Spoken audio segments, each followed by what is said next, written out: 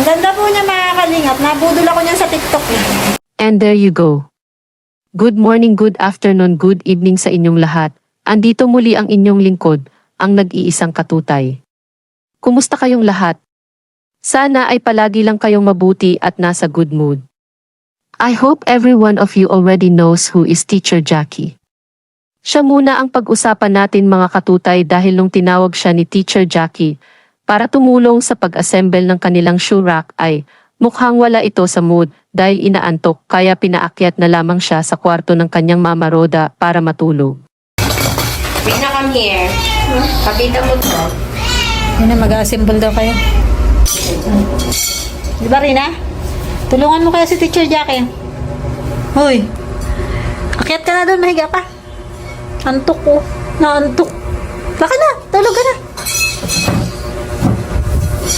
Doon ka na sa katre.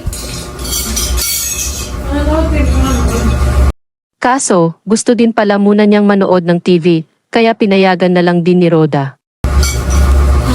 Magana ka? Manood kang TV? Akala ko tutulog ka.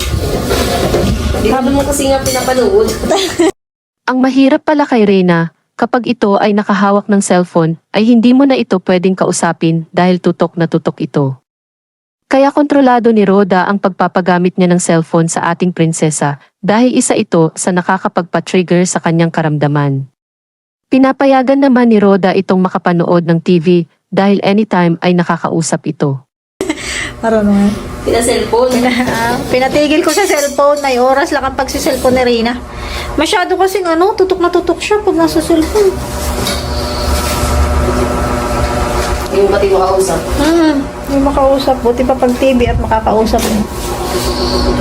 Ang galing mo Roda, lahat ng mga bagay na yun ay talagang napag-aralan mo na. Kaya naman sobrang mahal na mahal ka ng mga nagmamahal din sa prinsesa.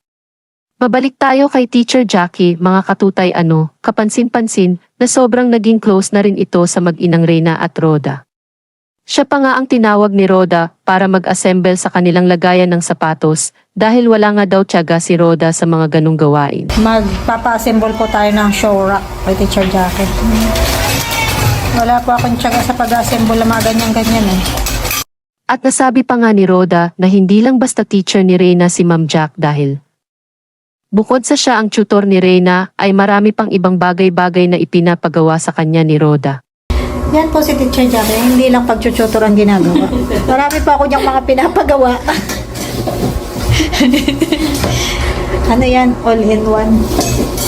Parang isang pamilya na lang din sila kung magturingan at yun ang maganda kay Roda dahil magaling itong makisama sa iba-ibang tao.